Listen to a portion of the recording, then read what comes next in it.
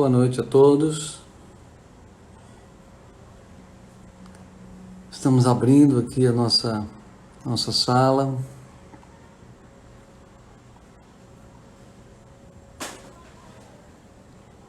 Aguardando aí nossos amigos.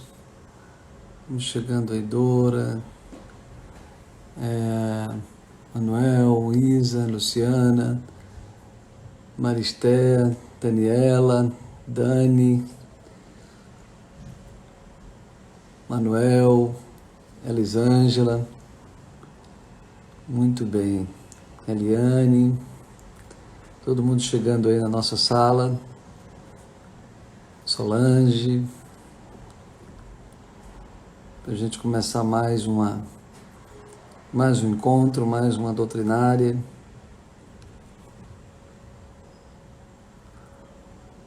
Deixa chegar mais gente aí para a gente começar. Eurinete chegando aí. Cláudia.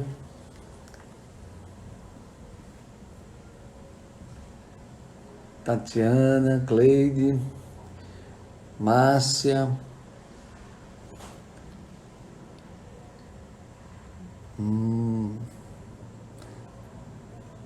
Sejam todos bem-vindos.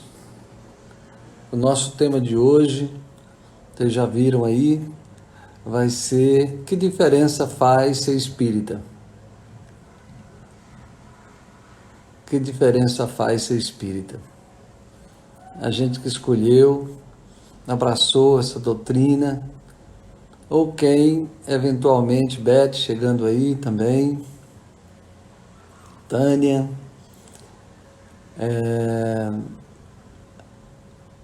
chegando aí um monte de gente, que bom. Então, que diferença faz ser espírita? E para quem não é espírita ainda, mas está simpatizante da doutrina, né, querendo conhecer um pouco mais essa doutrina consoladora que nos ajuda a viver cada vez melhor. Temos aí também a Rilza Torres.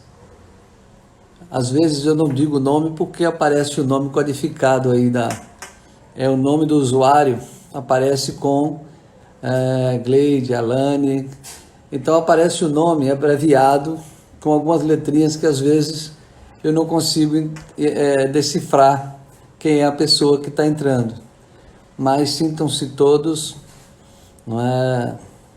bem-vindos ao nosso trabalho da noite de hoje. Vamos, nós temos gente aí de Neópolis, de Maceió, de Recife, de Salvador, não é? Obrigado a todos aí pelo abraço, pela presença, e vamos fazer aí a nossa prece inicial, não é? Lembrando aí para aqueles que acabaram de chegar que o nosso tema de hoje é: que diferença faz ser espírita? Vamos fazer a nossa prece, pedimos que diminuam as luzes aí onde vocês estiverem, que nós vamos fazer a nossa prece inicial.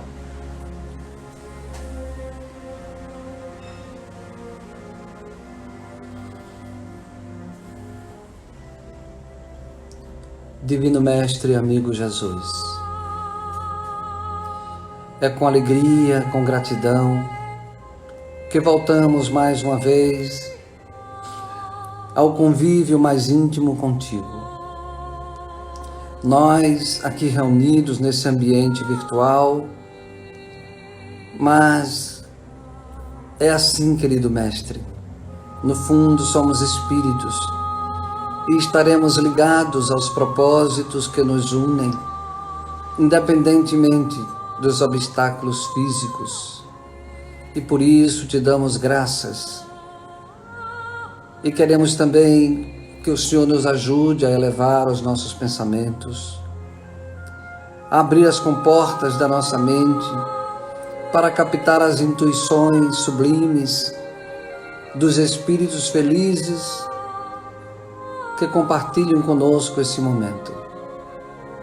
Pedir ao Senhor que derrame as bênçãos sobre os nossos lares, sobre todos os nossos companheiros, amigos, frequentadores, e também sobre todos os nossos irmãos de humanidade, encarnados e desencarnados, sobretudo aqueles que estão sedentos de fé, de esperança, de coragem. Muito obrigado mais uma vez, querido Mestre Jesus, e dá-nos a sua bênção e a sua proteção hoje e sempre.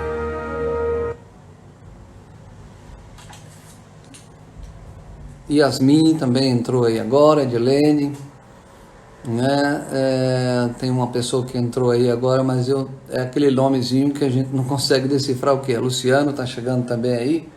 Então vamos lá, na nossa conversa de hoje, por que esse tema, né? Que diferença faz ser espírita? O fato é que já vem de longa data, desde que as primeiras manifestações religiosas do homem, a antropologia já estuda esse assunto, e vê que nós, há milhares e milhares de anos, quando as nossas religiões eram primitivas, nossas religiões, elas eram, primeiro eram magia, não era religião baseada no assombro daquilo que era sobrenatural. Então, desde esse tempo, que nós, seres humanos, somos nós mesmos. Afinal, os espíritos que viveram outrora somos nós. Os espíritos criados por Deus e colocados aqui na Terra para crescerem em sua direção. Óbvio que nós, em algum momento da nossa história evolutiva, éramos espíritos ignorantes, mais ignorantes do que somos hoje. Então, desde essa época que a gente sonha, a gente procura algo que nos salve, algo que seja um elixir para as nossas dores, uma sorte grande, algo que faça a gente de repente viver num paraíso, sem as dificuldades do dia a dia. Então, desde que nós nos entendemos como gente, que a gente procura essa magia, esse algo que de repente quebrasse, não é, as dificuldades da vida e nos colocasse numa condição de conforto, num paraíso, não é? Muito tempo a gente passou pensando, esperando por essa sorte.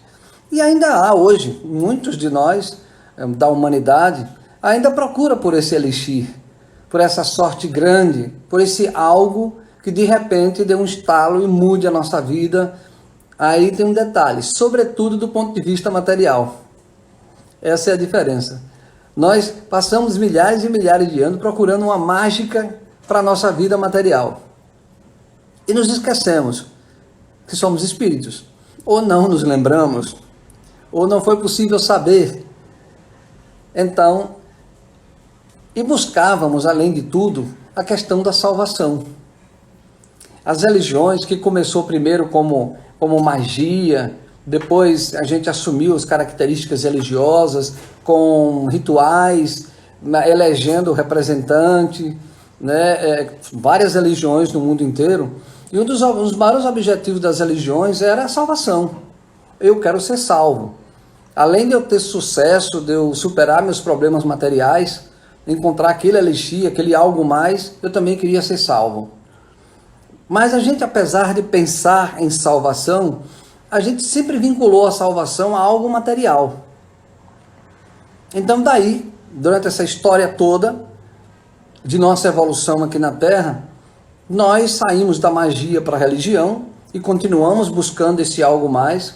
Da religião a gente passou para a filosofia, né? E a filosofia ela foi um salto mais profundo, né? Que juntamente com a religião, nos primeiros tempos, religião e filosofia eram juntas, né? Não havia ciência, tudo era uma questão de filosofia e de religião.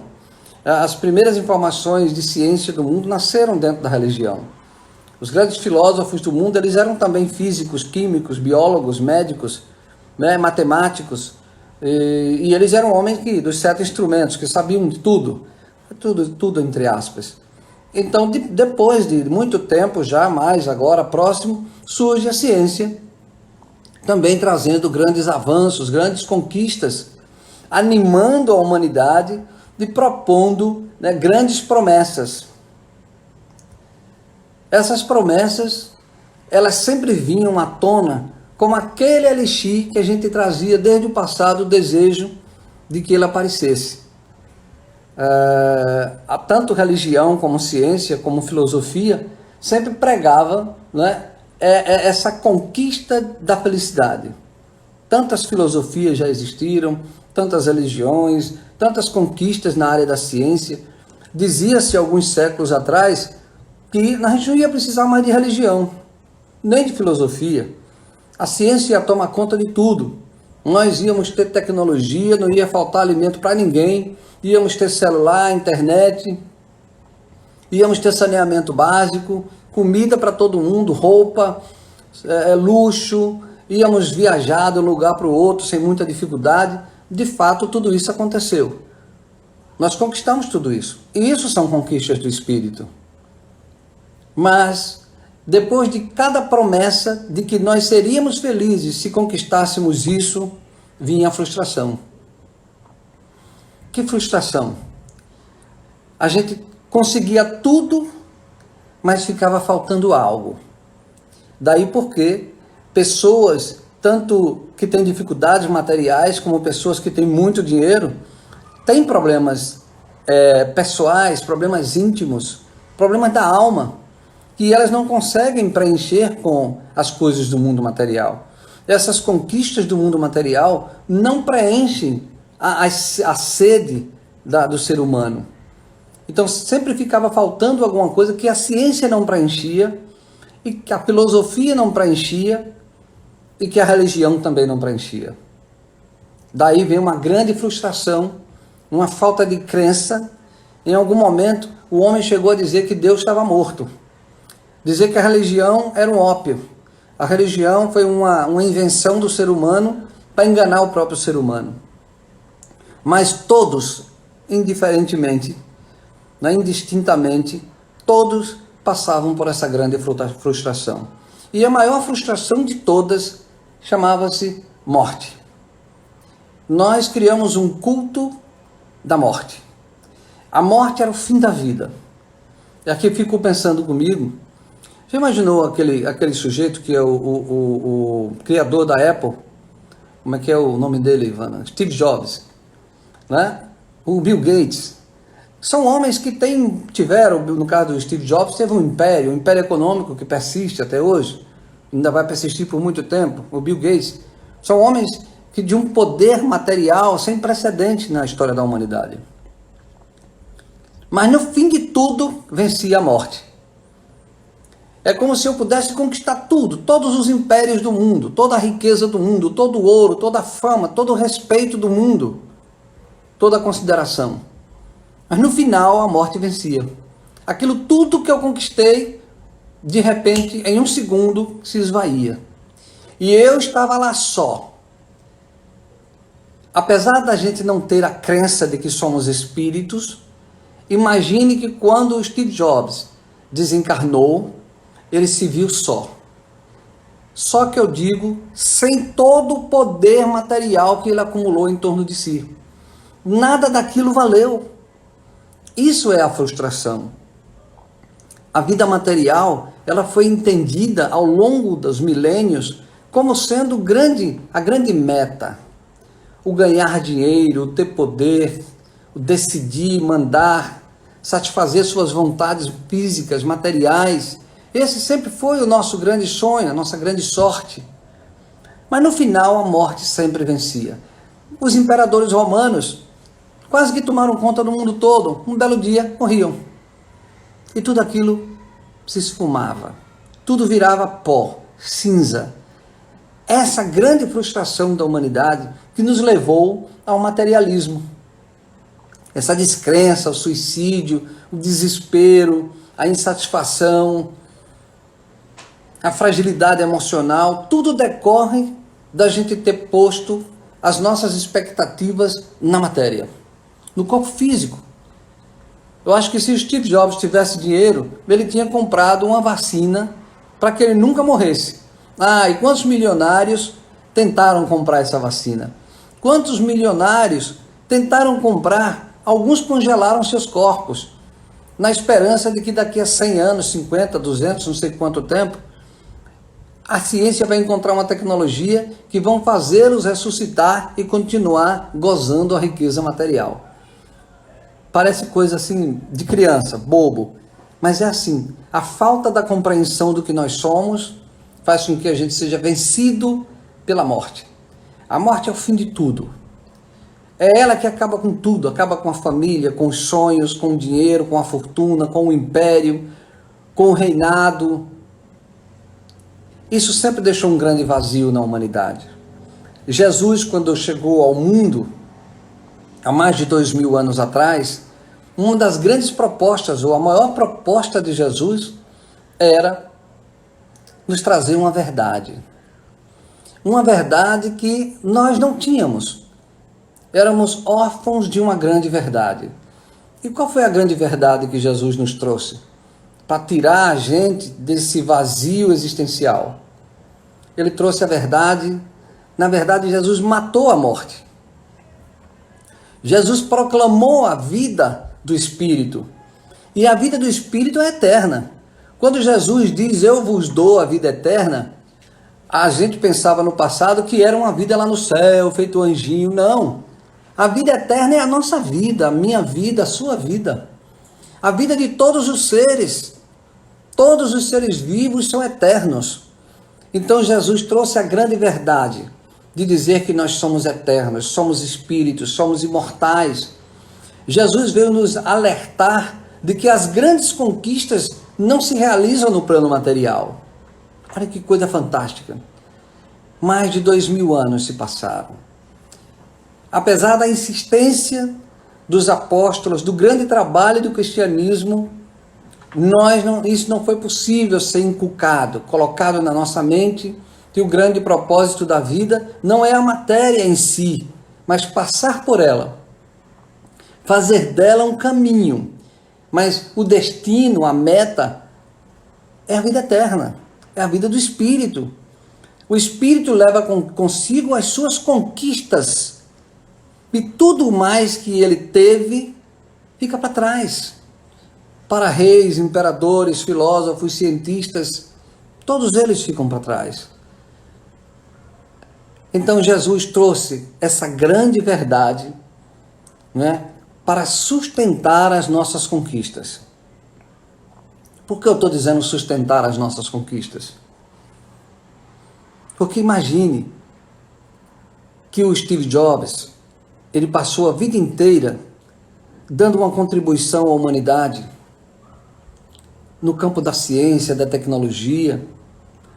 Imagine que o Einstein, imagine que o Gandhi, imagine que o Papa, imagine que o São Francisco de Assis, o Frei Damião, imagine que essas pessoas todas, por que só elas?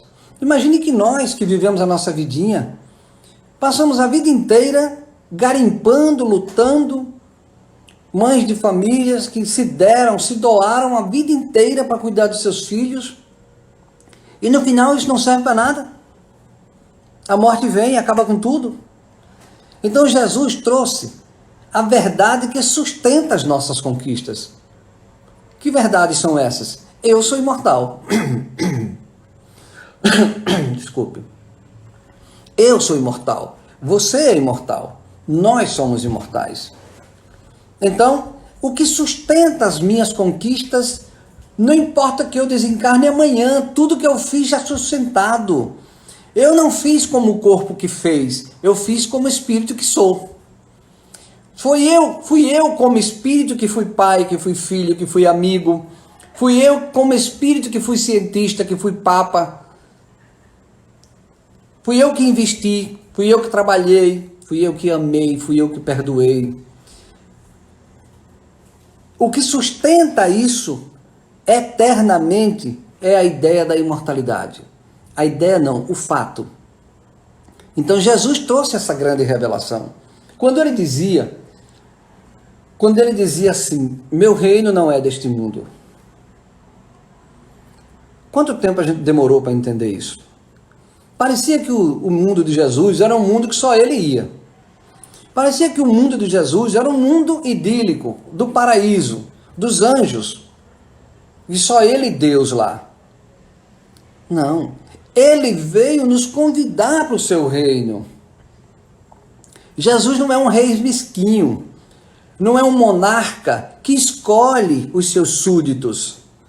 Não é um rei que só pensa no seu ouro. Não é um rei que quer toda a terra do mundo para si. Não. Tanto que ele provou o seu desprendimento, o seu desapego em relação ao mundo material. Era o maior testemunho de que ele dizia: eu sou o caminho, a verdade e a vida. Que caminho? O caminho da imortalidade. Meu reino não é deste mundo material, físico. Há muitas moradas na casa do meu Pai, moradas espirituais, moradas que perpetuam a minha condição de existir como espírito, e não como um ser breve, um ser que luta e morre. É muito angustiante essa ideia materialista da morte, muito angustiante mesmo. E nós precisamos vencer essa ideia da morte. Precisamos refletir sobre a essência dos ensinos do Cristo. Às vezes a gente descobre uma religião, uma verdade, uma filosofia, e a gente corre para aquela filosofia ainda com a mesma ideia de milhares de anos atrás. E é normal que seja assim, gente. Quantas pessoas já foram para uma igreja no momento de desespero? Quantas pessoas? Talvez a maioria delas. No centro espírita, na doutrina espírita, também é assim. Muita gente vai à doutrina espírita, ao centro espírita, nos momentos de dor. Seja porque tem uma mediunidade aflorada, está vendo o espírito, está ouvindo o espírito, está tendo mal-estar, e aí vai para o médico, e o médico diz que não tem problema nenhum, e a ciência não explica. As religiões tradicionais, muitas vezes, né, maldizem aquela situação que a pessoa está passando. A coisa é interessante. Quando nós tínhamos males da alma, se nós estivéssemos dentro de uma igreja, era Deus se manifestando. Se estivesse fora da igreja, era o diabo. A gente até criou essa figura do diabo para forçar a nossa fé com medo do diabo. Olha que coisa, Jesus também matou o diabo. Jesus disse que o mal está em nós, na nossa inferioridade, na nossa ignorância, na nossa preguiça espiritual. Ah, por falar em preguiça espiritual, o que é mesmo preguiça espiritual? Que interessante essa expressão, preguiça espiritual. Tem gente que é preguiçoso na matéria. Tem preguiça de acordar, preguiça de trabalhar, preguiça de lavar os pratos, de varrer a casa, de ir para a fábrica, de ir para o banco, de ir para a escola dar aula, né, de fazer a limpeza, de ir para a oficina. Tem gente que tem preguiça material. E tem gente que tem preguiça espiritual. Quer dizer, a pessoa, e eu posso ter as duas, que é o pior. A pior é quando a pessoa tem preguiça espiritual e preguiça material. Esse está atolado mesmo, na sua evolução. Nós estamos aqui para crescer. Então, quando eu tenho a preguiça espiritual e a preguiça material, eu fico estagnado, atolado no lamaceiro, num pântano. Mas como é a pessoa que tem preguiça só espiritual? É aquela pessoa que acorda de manhã cedo, trabalha feito um desgramado, trabalha 12, 20 horas por dia, vai dormir de madrugada e pensa em ganhar dinheiro, e comprar e ter apartamento, fazenda, iate, avião, conta em banco, mas não pensa um momento na sua essência. Eu sou quem? De onde eu vim? Para onde eu vou? Quando eu tiver que desencarnar, como é que fica tudo isso? Essa pessoa tem preguiça espiritual. É a pessoa que pedala e no fim da linha a bicicleta quebra e ela não sabe mais o que é que faz. Porque a matéria é uma bicicleta. A matéria quebra. Então quando eu passo a minha vida inteira, eu passei minha vida inteira querendo mestrado, doutorado, PhD, ou então eu quis ganhar as eleições, queria ser um artista famoso, eu quero ser... Essa é a proposta da nossa sociedade. Dessa sociedade que desconhece a verdade que Jesus trouxe para nós. A sociedade prega essas conquistas. E aí eu me empenho durante a minha vida inteira para conquistar o status social. Pelo dinheiro, pela fama, pelo poder, enfim. E um belo dia a bicicleta quebra. Aí eu chego no mundo espiritual sem bicicleta. Eu chego no mundo espiritual pobre, mendigo espiritual, porque eu tive preguiça espiritual. A doutrina espírita, ela vem reviver a mensagem do Cristo. Mais de 2000 anos que ele trouxe essa verdade. E nós colocamos uma cortina de fumaça em torno dessa realidade. Admitimos que o ser humano nasce e morre, e para os materialistas não vai para lugar nenhum, acaba a vida. E para os espiritualistas, a maioria dos espiritualistas, o ser humano quando morre vai para o inferno, para o céu ou para o purgatório. E não tem mais chance.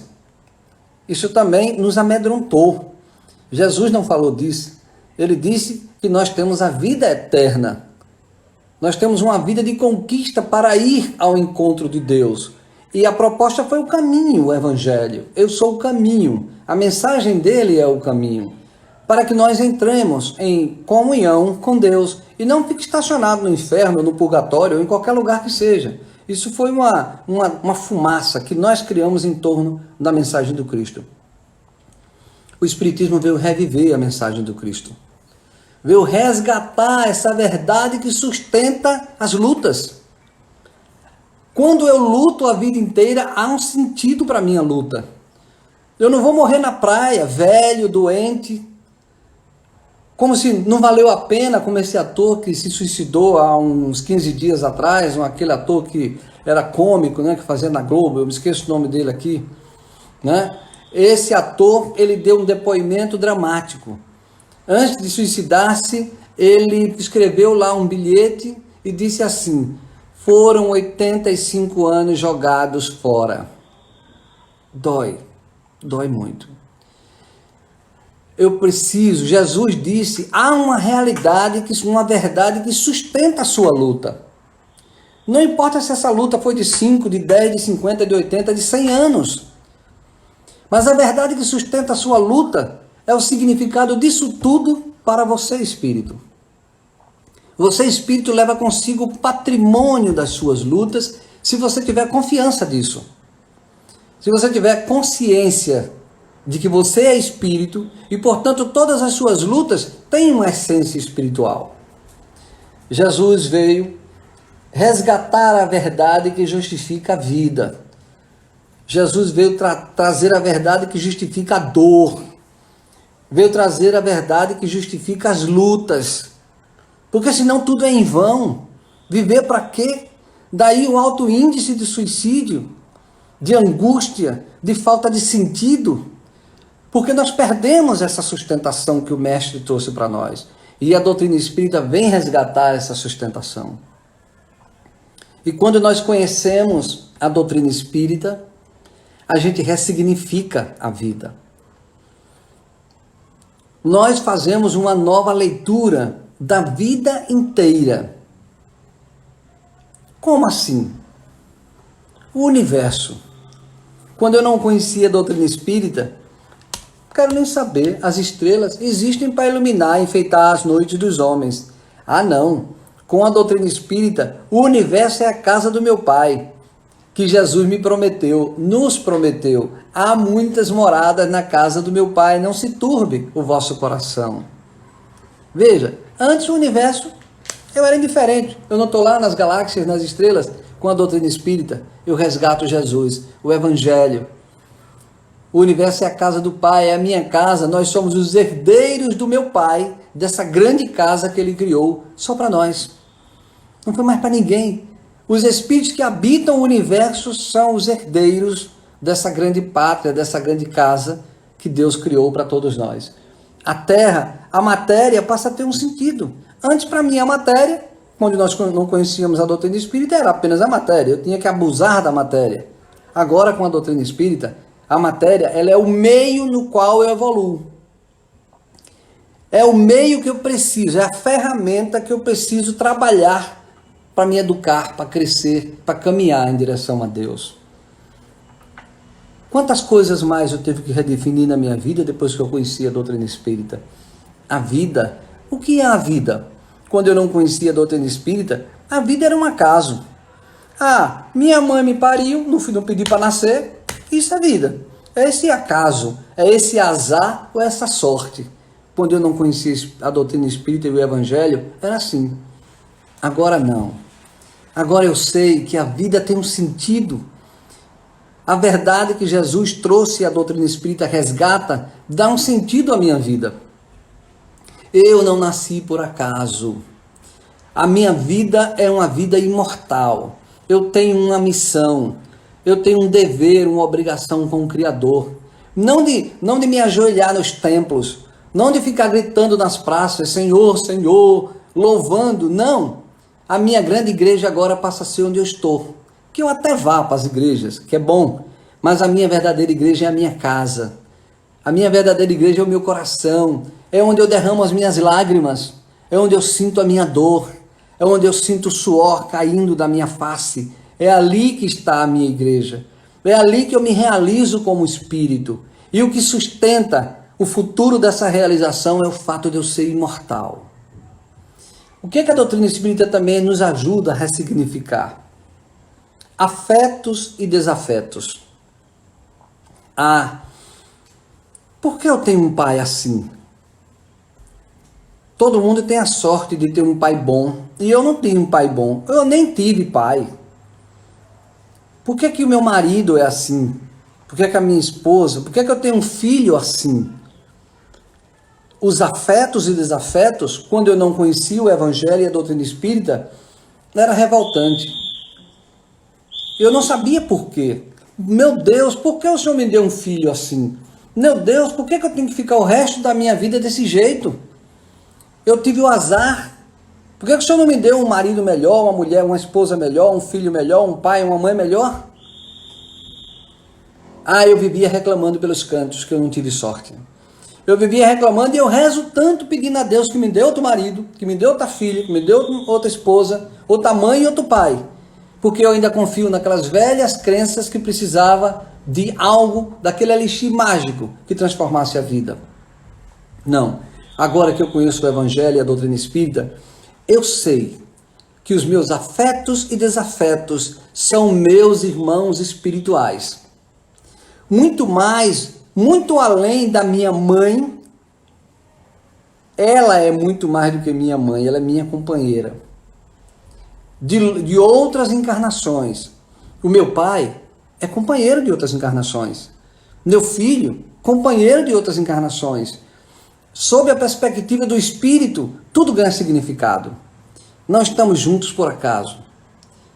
As leis do espírito fazem convergir para a família os espíritos afins, os espíritos que se amam ou que têm dívida para resgatar reciprocamente.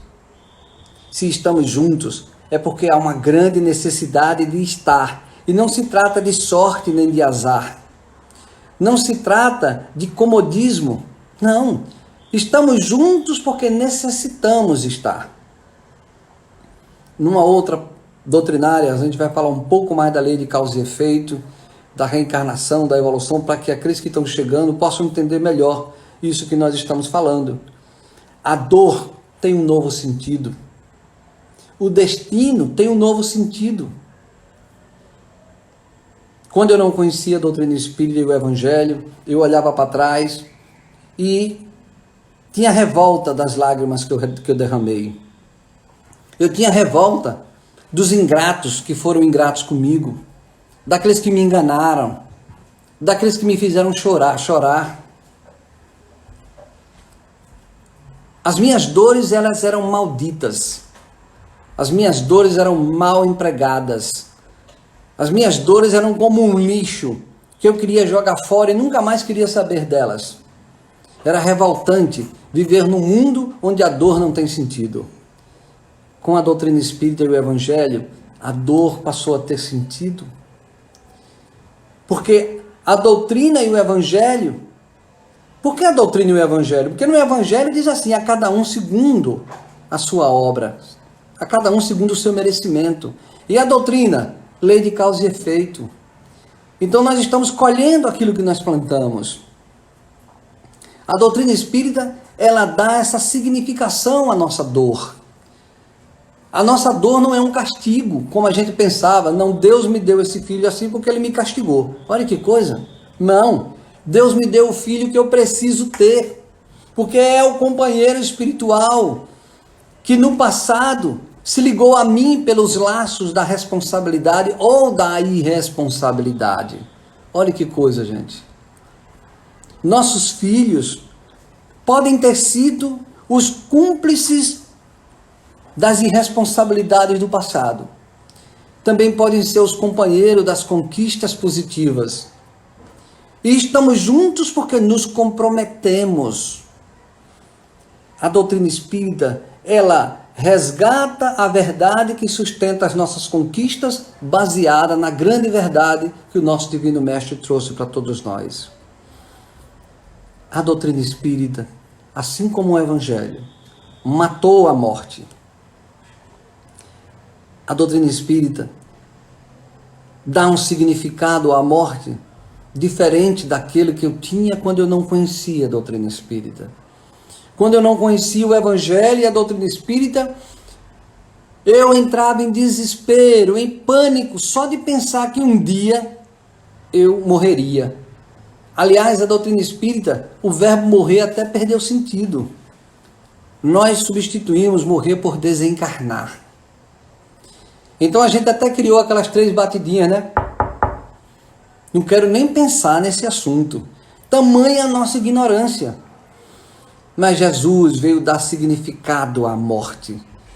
Ele disse que a morte é um processo dinâmico que avalia as nossas lutas. A morte é aquele momento de avaliação das conquistas do espírito imortal, que nos dá os louros das nossas conquistas quando a gente chega no mundo espiritual. Então, se eu fui uma mãe, um pai, um trabalhador que honrou, dignificou as suas lutas, suas lágrimas, suas dores, eu recebo, quando eu transponho, saio da vida física e chego no mundo espiritual, eu recebo as flores, os troféus, o reconhecimento divino que sustenta as minhas lutas. A morte morreu. A nossa conversa era isso. Que diferença faz ser espírita? Vamos agora para as nossas perguntas, as observações da noite de hoje.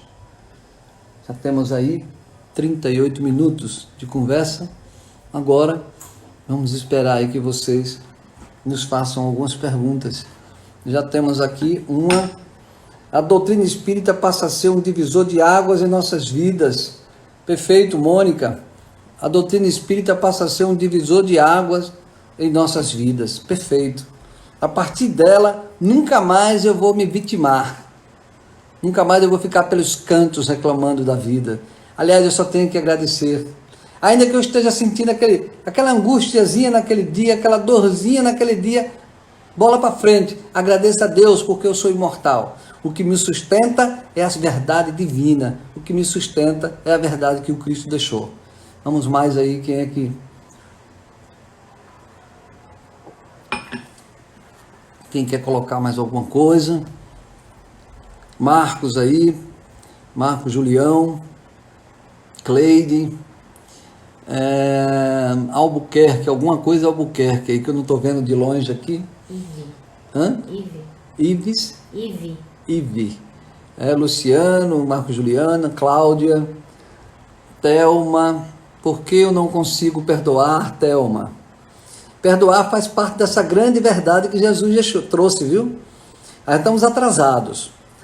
Jesus colocou que uma das grandes conquistas do espírito imortal é a construção do perdão. Você não vai conseguir perdoar de hoje para amanhã, mas se você colocar isso como um propósito na sua vida, você vai conquistar sim. Jesus vai lhe ajudar, porque querer perdoar é nobre. Outra pergunta aí que a pessoa está colocando, tem pessoas que dizem que os filhos são espelho dos pais. É interessante isso, né? Quer dizer, não é que os filhos sejam espelho dos pais, gente. Isso é uma verdade só habitual.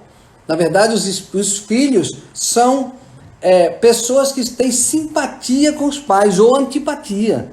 Quando um filho parece muito com o pai e eles se dão bem, é porque são companheiros da simpatia, das boas conquistas.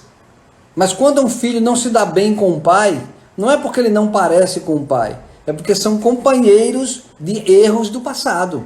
E que agora, na condição de filho e pai, que a misericórdia divina nos concede, chegou a hora de perdoar.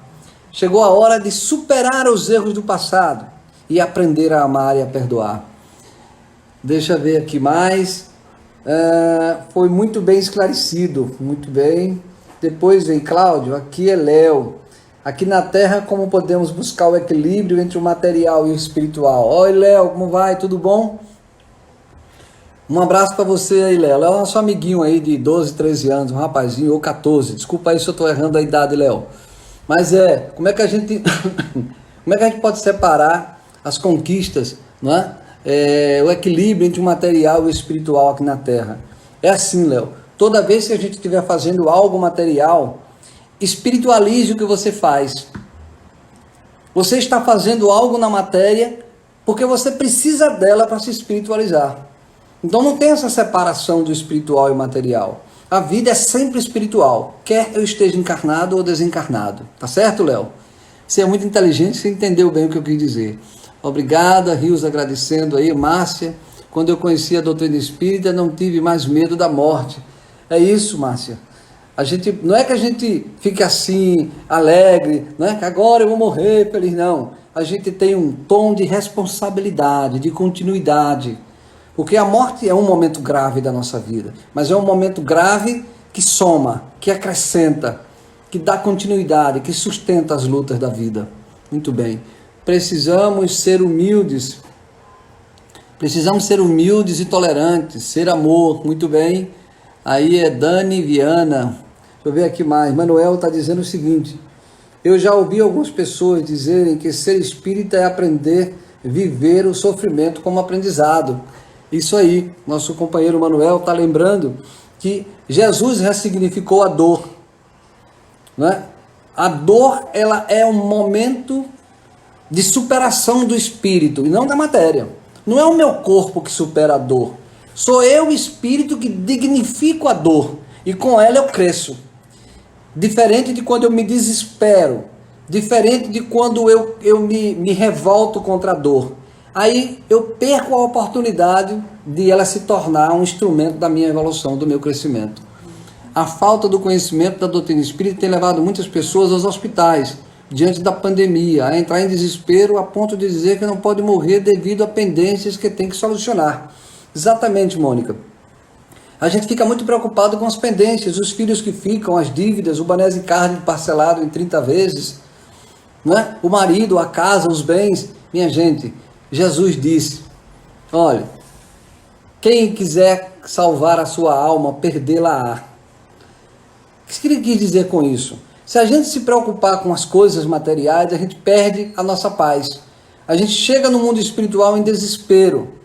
Então, cuidemos para que os nossos medos não se tornem obsessivos, não nos fragilizem a saúde e a gente se antecipe, se precipite na doença que pode às vezes precipitar uma desencarnação. É preciso que a gente lembre sempre o que é que sustenta as nossas vidas, a imortalidade. Nossos filhos podem ficar sem os pais e sem as mães, vai doer muito, mas talvez eles necessitem, assim como eu também. Mas Deus não desampara nenhum deles.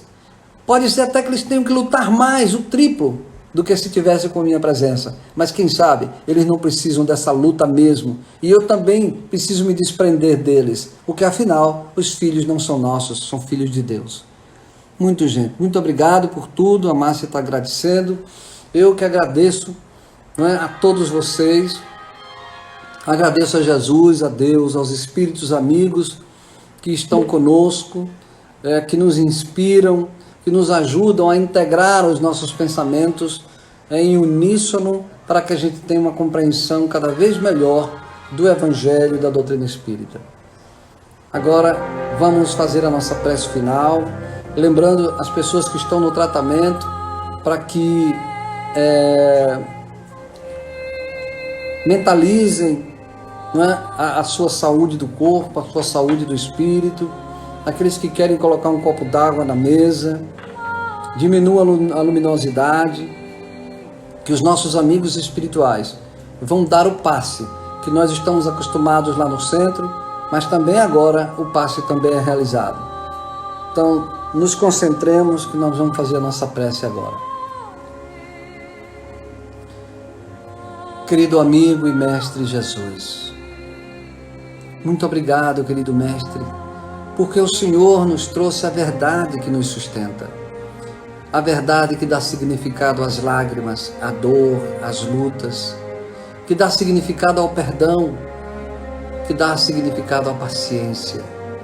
O Senhor que nos trouxe a vida eterna, a vida do Espírito imortal. Ajuda-nos, Mestre amado, a espiritualizar a nossa vida na matéria, valorizando cada oportunidade, seja ela qual for, de alegria ou de lágrima, de conquistas ou de perdas, sabendo que todas elas, indistintamente, são oportunidades de aprendizado para todos nós, espíritos imortais. Pedir, querido Mestre, que nos fortaleça na vigilância, no combate às nossas fraquezas, às nossas imperfeições, ao nosso orgulho, à nossa vaidade, ao nosso egoísmo, dando-nos força para transformar esses sentimentos em virtudes. Abençoa os nossos lares, nossos irmãos espirituais, abençoa aqueles que nos perseguem, atraídos pelos nossos erros, pelas nossas dívidas desta e de outras encarnações, e dá que possamos nos encontrar sob a sua proteção, reconstruindo as nossas vidas. Muito obrigado, querido amigo Jesus, e dá-nos a sua paz e a sua bênção hoje e sempre.